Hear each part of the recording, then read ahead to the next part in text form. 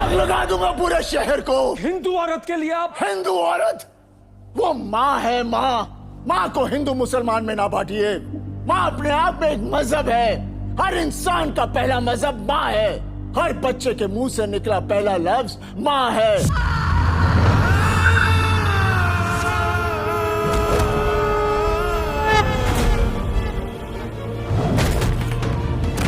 बंटवारे का दर्द पुराना है, लेकिन बंटवारा 1947 का असर क्या आज भी ताजा है? क्या बंटवारा 1947 सच में देखने लायक है? क्या सनी देओल की परफॉर्मेंस इस फिल्म की सबसे बड़ी ताकत है? क्या 1947 के बंटवारे की कहानी आपको भावुक कर पाएगी? और सबसे बड़ा सवाल, क्या यह फिल्म गदर की याद दिलाएगी या उससे बिल्कुल अलग निकलेगी?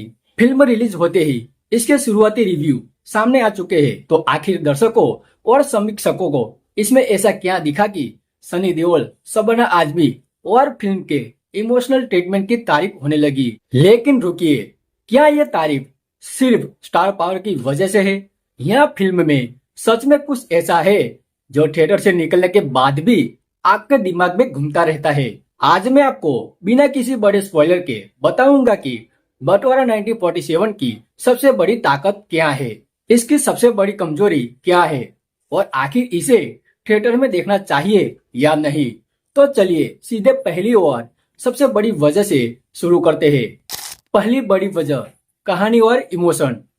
बंटवारा 1947 की कहानी 1947 के भारत विभाजन की पृष्ठभूमि पर आधारित है, लेकिन फिल्म सिर्फ दंगे, हिंसा और बंटवारे का दर्द दिखाने की कोशिश नहीं करती। यह दिखाती है कि जब देश का बंटवारा हुआ तो उसका असर आम लोगों और परिवारों पर कितना गहरा पड़ा। यानी यहाँ सिर्फ नक्शे की लकीर नहीं बदल रही थी, लोगों की पूरी जिंदगी बदल रही थी। और फिल्म की सबसे बड़ी खासियत यही है कि यह कहानी को सिर्फ राजनीतिक घटना की तरह नहीं, बल्कि इंसानी नजरिए से दिखाने की कोशिश करती है। यही वजह है कि शुरुआती प्रतिक्रियाओं में फिल्म के इमोशनल ट्रीटमेंट की तारीफ देखने को मिल रही है। लेकिन सिर्फ कहानी अच्छी होने से फिल्म नहीं चलती, क्योंकि अगर कलाकार उस कहानी में जान ही ना डाल पाए तो बड़े से बड़ा इमोशन भी स्क्रीन पर फीका पड़ जाता है। और यही आता है मूवी का सबसे बड़ा हथियार। दूसरी बड़ी वजह, सनी देओल। सनी देओल इस फिल्म में सिकंदर मिर्जा के किरदार में नजर आते हैं। अब सनी देओल का नाम सुनते ही दिमाग में क्या आता है? एक्शन, भारी भरकम आवाज और दमदार डायलॉग। लेकिन बंटवारा 1947 में सिर्फ वही पुराना मास वाला सनी पाजी देखने को नहीं मिलता। यहाँ उनसे इमोशन और ड्रामा भी करवाया गया है और शुरुआती समीक्षाओं में भी उनकी परफॉर्मेंस को खास तौर पर सराहा गया है। यानी इस बार सवाल सिर्फ यह नहीं है कि सनी देओल कितने जोर से डायलॉग बोलते हैं, सवाल ये है वो बिना डायलॉग के कितना इमोशन दिखा पाते हैं। और यही चीज उनके किरदार को दिलचस्प बनाती है। लेकिन फिल्म में सिर्फ सनी देओल ही ध्यान खींचते हैं? बिल्कुल नहीं। तीसरी बड़ी वजह, शबाना आजमी और प्रीति जिंटा।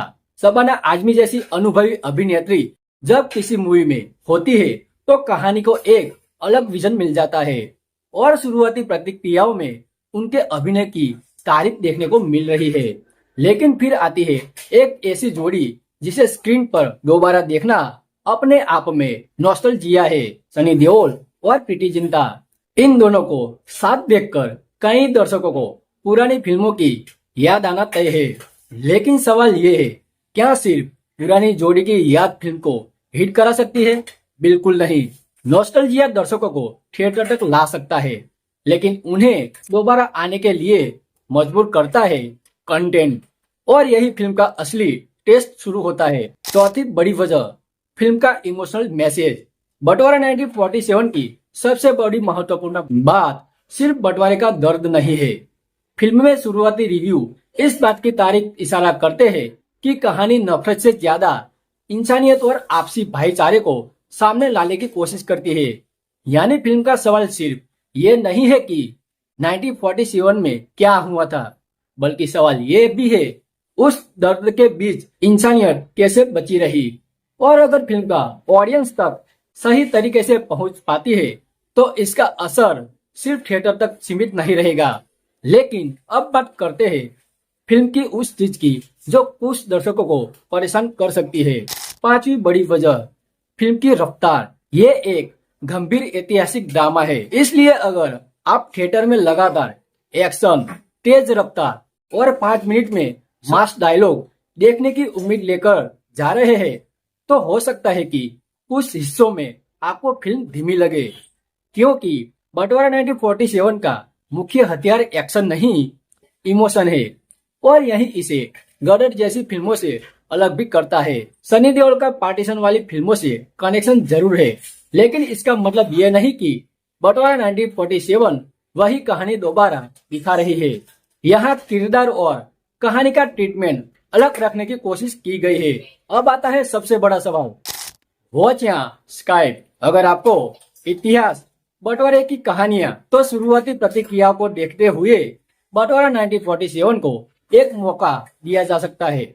लेकिन अगर आप सिर्फ सनी देओल का जबरदस्त एक्शन और मास एंटरटेनमेंट देखने जा रहे हैं तो अपनी उम्मीद थोड़ी संभाल कर रखिए, क्योंकि इस फिल्म की असली ताकत है इमोशन, कहानी, परफॉर्मेंस। अब असली परीक्षा होगी वर्ड ऑफ माउथ की, क्योंकि इंडिपेंडेंस डे वीकेंड पर फिल्म का मुकाबला आवारापन 2 से भी है। और अगर दर्शकों को फिल्म पसंद आ गई तो यही पॉजिटिव वर्ड ऑफ माउथ बंटवारा 1947 को बॉक्स ऑफिस पर लंबी रेस में ले जा सकता है। मेरा शुरुआती फैसला, बंटवारा 1947 सिर्फ सनी देओल की स्टार पावर पर निर्भर फिल्म नहीं लगती। इसकी सबसे बड़ी ताकत है इसका इमोशन ट्रीटमेंट और कलाकारों की परफॉर्मेंस। लेकिन क्या ये फिल्म दर्शकों के दिल में उतरेगी? इसका जवाब अब ऑडियंस का वर्ड ऑफ माउथ देगा। अब आप बताइए, बंटवारा 1947 वॉच या स्काइप? कमेंट में सिर्फ एक शब्द लिखिए, वॉच या स्काइप। चैनल पर नए आए हो तो चैनल को सब्सक्राइब जरूर करते जाना। मिलते हैं अगले वीडियो में, तब तक के लिए जय हिंद, वंदे मातरम।